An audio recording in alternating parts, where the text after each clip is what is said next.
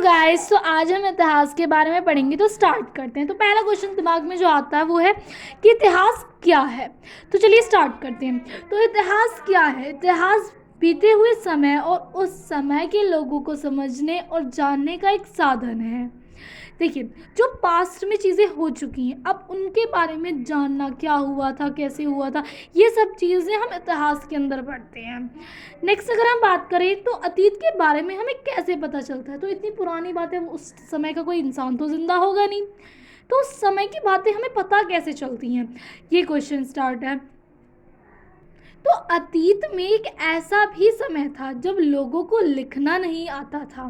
तो उस समय के लोग उस समय के जो मिट्टी के बर्तन हैं, खिलौने हैं, हथियार हैं तथा औजारों द्वारा हम उस समय की जानकारी मिलती है। मीन्स उस समय के कैसे लोग बर्तन यूज़ करते थे, मैंने मट्टी के बन रहे थे या तांबे के चल गए थे, औजार किस तरह के थे, हथियार किस तरह के यूज़ करते थे, इन सब चीज़ों के बारे में हम अंदाज़ा लगा दिया जाता है कि उस समय के लोग कैसे रहा करते होंगे।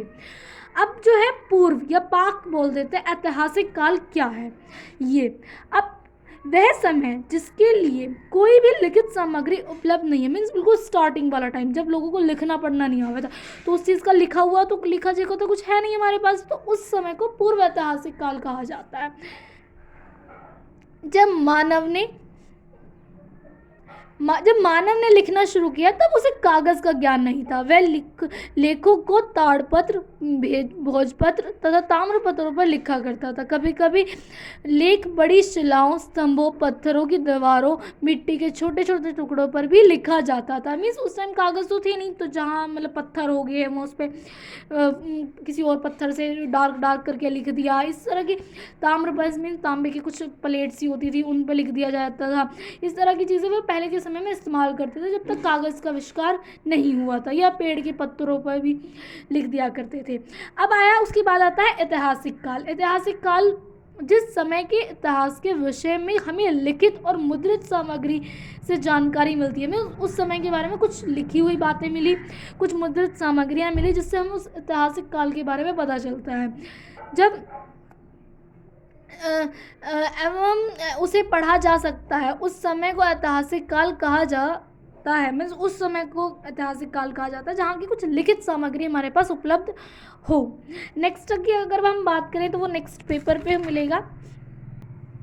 और उसके बाद आया पाषाण काल। पाषाण काल का क्या मतलब होता है कि पाषाण का मतलब होता है पत्थर, और काल का मतलब आप जानती हैं समय। तो मीन्स जब पत्थरों का समय है, मीन्स इंसानों ने पत्थरों का यूज़ करना स्टार्ट करा। तो स्टार्ट करते तो मानव शास्त्र के अनुसार लगभग 2 करोड़ वर्ष पूर्व मानव विकास की प्रक्रिया प्रारंभ हुई। पाषाण का अर्थ होता है पत्थर और काल का अर्थ होता है समय। मीन्स वो समय जब पत्थरों का समय आया, मीन्स पत्थरों का इस्तेमाल करना लोगों ने शुरू किया, क्योंकि उस समय मानव पत्थर के औजार का प्रयोग करते थे, पत्थरों का औजार बनाते थे। औजार का इस्तेमाल क्यों किया जाता था? ताकि मतलब जो जानवर होते हैं जंगली, पहले मांस खाते थे, तो जंगली जानवर को मार के खाना, इस तरह की चीज़ें, उसके लिए पत्थरों का औजार बनाए गए।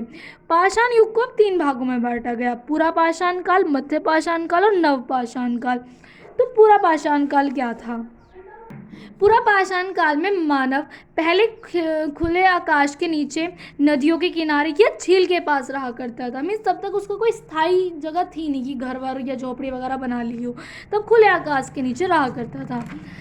उसके बाद इस युग में मानव झुंड बनाकर ही शिकार करता था, जिसे वह आपस में बांटकर खाता था। मानव यह समझ चुका था कि वह तभी जीवित रह सकता है जब एक दूसरे के साथ मिलकर चला जा सके। एक दूसरे का सहयोग करने की भावना इस युग में विकसित हो चुकी थी। क्योंकि इस समय ये जान गया था अगर एक सिंगल व्यक्ति रह है तो जानवर उस पर आके हमला कर देते, तब इन्होंने सोचा कि जब झुंड में रहेंगे तो हम ज़्यादा सुरक्षित रहेंगे। तो ये साथ रहने की या सहयोग की भावना इस काल में विकसित हो चुकी थी। नेक्स्ट की अगर हम बात करें तो था आग का पता कैसे चला। अब आग के ये इस समय की बहुत बड़ी उपलब्धि थी, आग का पता चलना। और आज के समय भी अगर आज भी आग का पता ना होता तो हम बहुत सारी चीज़ों से वंचित रह जाते। नेक्स्ट, अगर आग का पता कैसे चला। औजार बनाने के लिए एक पत्थर पर दूसरे पत्थर से चोट मारते थे। भाई औजार तोड़ने के लिए जब कोई वैसे मटेरियल तो रहता नहीं था, कोई शार्प मटेरियल, तो एक दूसरे को पत्थर मार के ही तोड़ा करते थे। तब एक पत्थर से दूसरे पत्थर पर टकराने से चिंगारी निकली। इसे वह सूखी पत्तियों, लकड़ियों, टहनियों आदि को जलाने में लगी है। आग की खोज इस युग की महान उपलब्धि थी, और भाई सच में महान उपलब्धि थी। अगर आग ना होती तो इमेजिन करो क्या क्या परेशानियां आप लोगों को झेलनी पड़ती। नेक्स्ट की अगर हम बात करें तो फिर आता है मध्य पाषाण काल। मध्य पाषाण काल पूरा पाषाण काल के बाद आया। तो जलवायु पहले की अपेक्षा गर्म हुई, फलस्वरूप जहाँ जहाँ बर्फ जमी थी वहाँ वहाँ पिघलने लगी। पृथ्वी की उर्वरक शक्ति विकसित हुई तथा घास के मैदान जैसे विकसित हुए। इस समय मानव संग्राहक बन गया था। उस समय कुत्ता मानव का प्रथम पालतू पशु था। संग्राहक बन गया था क्या मीन्स चीज़ों को संग्रह करने लगा था, अपने पास संभाल कर जोड़ कर रखने लगा था इस समय। और अपने साथ कुत्ते को भी पालना शुरू कर दिया था अपनी सुरक्षा के लिए, क्योंकि कुत्ते कहते हैं भौंक देते हैं ना जब आसपास अगर कोई शत्रु हो या फिर कोई भी हो, तो वो अपनी सुविधा के लिए इस कुत्ते को पालना शुरू कर दिया था। उसके बाद आता है नवपाषाण काल।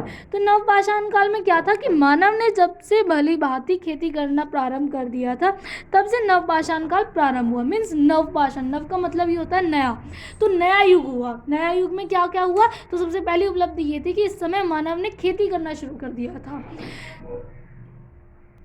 अब जो मानव द्वारा उपकरण बनाए जा रहे थे वे अधिक कौशलता से बनाए जा रहे थे। अब मानव जो थे वो घरों में धीरे धीरे गांव बनकर रहने लगे थे। मीन्स अब तक तो वो वैसे ही घूमता था, धीरे धीरे घरों में झोपड़ियों में रहने लगे थे, मिट्टी के घर बनाकर रहने लगे थे। और औजार भी अच्छे बना रहे थे, क्योंकि खेती के लिए भी औजार की ज़रूरत थी। तो उनके जो औजार थे उनमें काफ़ी अच्छी आगे से शार्प बनाने लगे थे ताकि आसानी से चलाया जा सके, हल्के बनाने लगे थे। उसके बाद आया धातु का।